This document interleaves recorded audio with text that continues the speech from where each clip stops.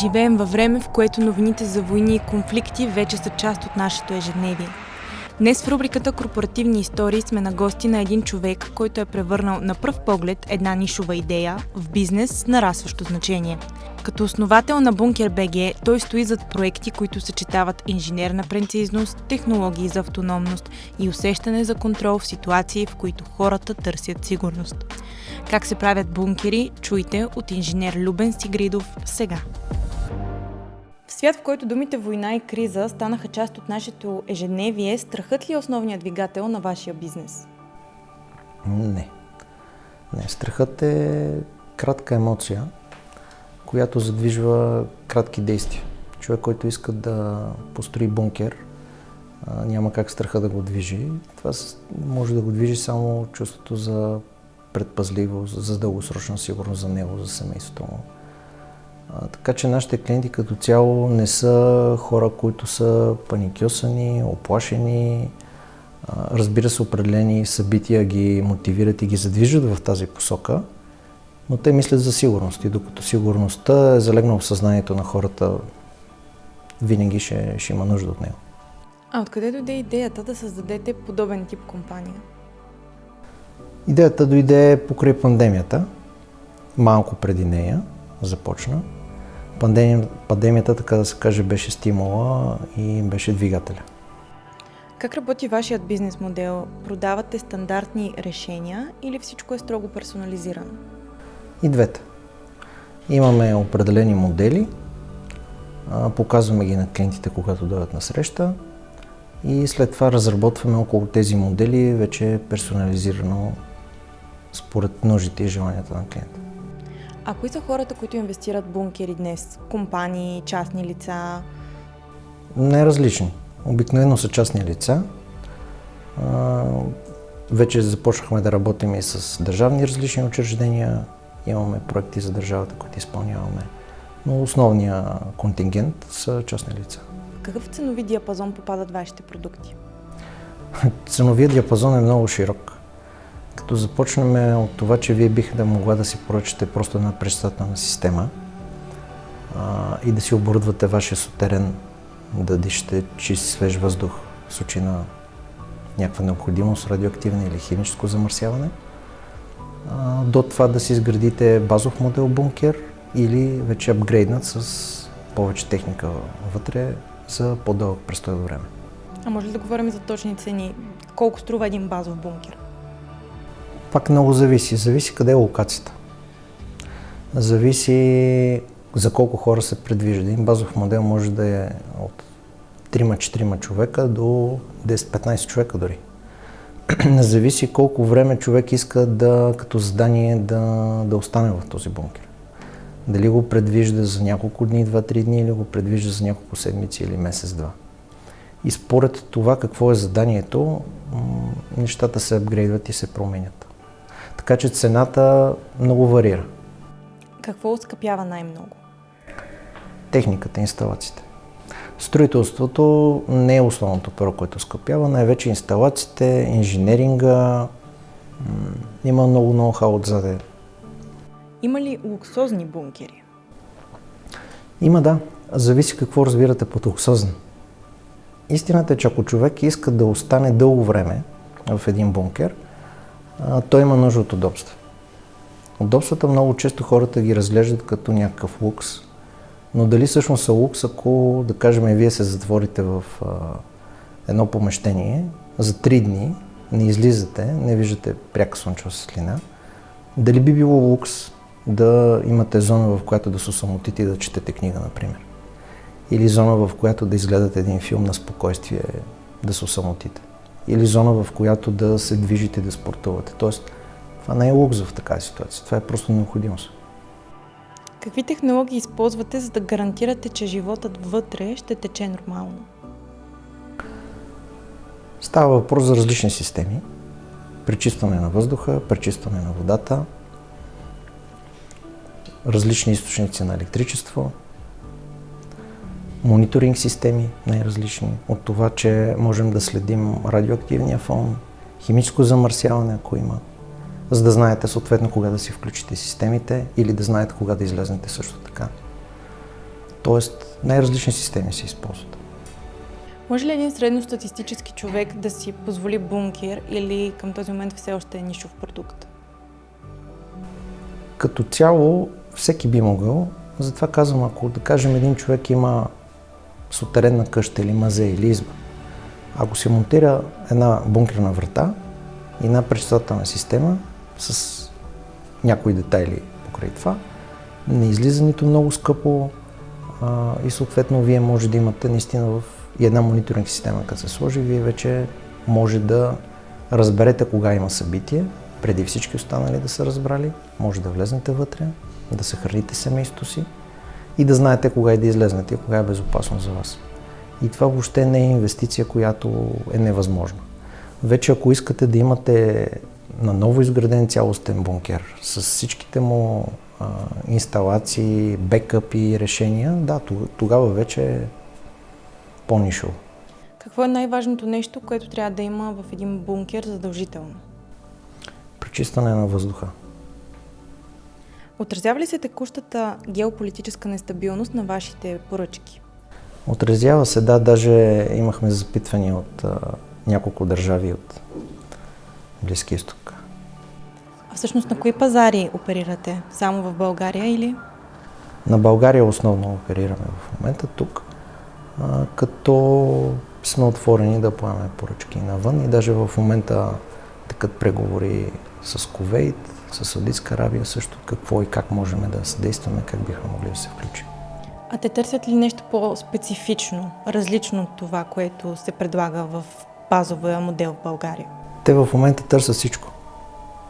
Те в момента търсят от бункер тип контейнер, който в интерес на истината не е чисти вид бункер, по-скоро това е вид убежище, до бункер от стоманобетон. Големи бункери търсят, малки бункери. Въобще в момента наистина там и в Кувейт, Саудитска Арабия и въобще за целия регион търсят всякакви инсталации, всякакъв вид решения. А какъв тип бункери са най-популярни и хората ги предпочитат най-много? Хората като цяло търсят балансирани решения между цена и инсталации. Да кажем, едно балансирано решение е да може да си осигурите вътре в бункера достатъчно голямо техническо, което да побере в себе си генератор на електричество, дизел резервоари, соларни панелите отвънка се слагат, навътре имате батерии, хидрофорна система, пречистване на въздух, сондаж и пречистване на вода, и на въздух. Тоест, ако вие може да си осигурите цялото това нещо, това е едно балансирано решение, а вече жилищната площ, тя се разширява според вашите нужди. Може да е от, да кажем, 30-45 квадрата, може да е до 100 квадрата. В интерес на истината най-скъпата част е техническото. Тоест какво вие искате ние да инсталираме. Както може, както казах и по-рано, да се инсталира само пречистване на въздух, така може да се апгрейдне с всичко останало. Защото в една ситуация, например, ако спре електричеството за 2 дни, както се случи в Португалия и Испания, вие не може да седите на тъмно, без електричество. Нали, въздуха има и менюал режим, т.е. ръчен режим, т.е. можете и без електричество да се снабдявате със свеж въздух, минава през филтрите, но не е комфортно. Дни да се изкара без електричество и психически това би се отразило много сериозно. Ние работиме включително с психолози в екипа. Когато се издава един бункер, се дава тъй наречената червена книга, в която има много ясен инструктаж как да се ползват не само инсталациите, но и много ясен инструктаж чисто как човек да се подготви за подобна ситуация, като се почне от различни курсове за оцеляване. В екипа си имаме и такива хора, които се грижат за това нещо и най-вече как психически да бъдем устойчиви в такава ситуация.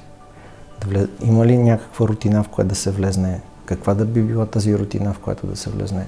Как да тече едно общуване? Тоест, нашия психолог в екипа също ни съдейства за това нещо. Според вас, временна тенденция ли е или все повече хора ще се насочат към частни бункери? Това е също като да питате временна тенденция ли е човек да търси сигурност. Всъщност човек търси сигурност от древно време. Тоест, докато човек търси сигурност, бункерите винаги ще бъдат актуални. Въпросът е доколко човек започва да осмисля какво точно е сигурност. Защото има хора, например, които, да кажем, имат охрана. Това е един вид сигурност, но да имаш бункер е нещо съвсем различно като ниво на сигурност. Тоест, или паник стая. Тоест, всичко е въпрос на определени нива и дали човек осъзнава, че има нужда от сигурност. Дори буркани, бабите и дядовците, които затварят в мазето, това пак го правя с цел сигурност. Нали? А предлагате ли бомбоубежища? Това е интересен въпрос. Има разлика между бомбоубежища и бункери, класически да ги наречем.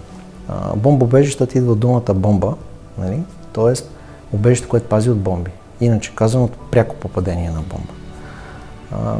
В интерес на истината, нашите клиенти, поне за сега не сме имали така случай някой да иска от пряко попадение да се пази.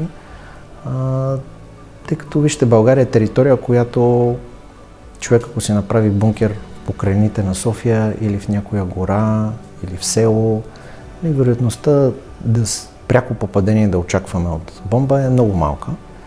Разликата е, че бомбоубежища се копаят на много голяма дълбочина. Значи, разбирайте, над 15 метра дълбочина надолу. Може да е на 20, 30, 50, 100 метра дори. Такъв проект не сме имали за бомбоубежище на този етап. Строежа на бункери от стоманен бетон, които ние изграждаме, са достатъчно солидни, достатъчно надежди за всичко, което има нужда един човек. Пак казвам, пряко попадение от бомба трябва да сте някакъв стратегически обект, особено предвид съвременната технология за точно насочване на снарядите. Трябва да сте някакъв стратегически обект, за да се пазите от пряко попадение. Какво очаквате в следващите 5 години да се случи с компанията ви? Това никой не знае. Не мога да ви кажа какво очаквам. Позитивен съм. Търся постоянно възможности за разрастване, най-различни опции. За мен, според мен е важно човек, ако е коректен към хората, всичко се отблагодарява. Вярвате ли, че ще дойде време, в което бункерът ще бъде толкова естествена част от нашата къща, колкото градината или гаражът? Не знам дали ще дойде точно такива времена, но определено мисля, че се върви активно в тази посока. И то не толкова от страх, пак казвам, от гледна точка на сигурност. Например, вътре в сутерена на вашата къща, ако да кажем имате сутерен, може да го направите много от нашите клиенти го правят на детска площадка, игрална зала, като си канат приятели, оставят си децата там, те си играят, т.е. това е полезна площ на къщата. Или си канат гости, играят карти, т.е. идеята тук е спални за гости също. Т.е. идеята е в момент на ситуация вие влизате и активирате определен протокол, който те има различни видове протоколи за активация. В момента, в който влезнете в бункер и активирате съответния протокол според анализа, който са направили, ние ви даваме и какъв анализ да направите, за да разберете кое и как да активирате, там нататък се запечатва, така да се каже, тази полезна площ и вече се превръща в бункер. Но преди това, дори може да не разберат гости, ако си каните, че това е бункер. Вратата се прикрива по определен начин, техническото се прикрива и вие просто имате един подземен етаж. И като за финал, как бихте убедили ваш клиент, че тази инвестиция си струва? Ние не сме в ролята на хората, които убеждаваме. По-скоро клиентите, които идват, са вече подготвени и им трябва много малко. По-скоро те търсят доверие, не да ги убедим дали имат нужда от бункер или не, а по-скоро дали ние сме хората, които може да им свършим работата. Тоест, това е процеса. Не става въпрос за убеждаване.